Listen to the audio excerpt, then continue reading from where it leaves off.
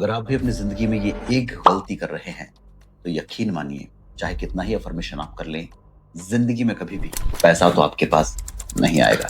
देखिए दोस्तों, पैसा केवल उन लोगों के पास आता है, जो पैसे को अट्रैक्ट करना जानते हैं, जो अपने दिमाग से पैसे को अपनी तरफ खींचना जानते हैं। इसलिए आपने देखा होगा, जितने भी बड़े व्यापारी होते हैं, जितने भी बड़े उद्योगपति हैं, बिज़नेसमैन हैं या ऐसे लोग जो बहुत अमीर हैं, उन्हें ये ट्रिक पहले से पता होती है और वो सबकॉन्शियसली अपने काम में इतने माहिर होते हैं, उन्हें पता होता है कि मैं जो काम कर रहा हूँ, उससे मेरी तरफ पैसा आना ही आना है। उनके दिमाग को इस बात का यकीन होता है कि हम बहुत अमीर हैं, हमारे पास लगातार पैसा आ रहा है और इसलिए आप देखिएगा, चाहे किसी व्यापारी की छोटी से छोटी दुकान भी हो, लेकिन उसके पास काफ़ी पैसा होता है।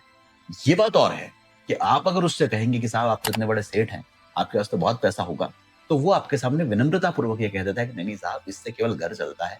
इतना कोई पैसा-वैसा है नहीं और आजकल धंधे में वैसे भी कहाँ कुछ रखा है, कोई पैसा बचता है क्या साहब? वो तो टैक्स में चला जाता है, वो तो यहाँ चला जाता है, वहाँ चला जाता है।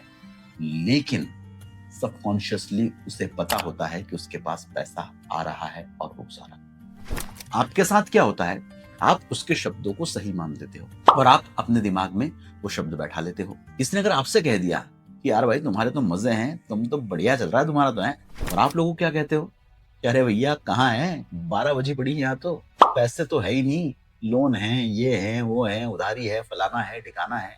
और यहाँ आप अपने सबकॉन्शियस माइंड को ये यकीन दिलाना शुरू कर चुके होते हो कि आप वाक़ई कंगले हो। नतीजा क्या होता है इस चीज़ का? आपका सबकॉन्शियस माइंड ये मान लेता है कि आपके पास पैसों की कमी है, कंगाली है और वो पैसे को अट्रैक्ट करने की दिशा में कदम ही नहीं उठाता है।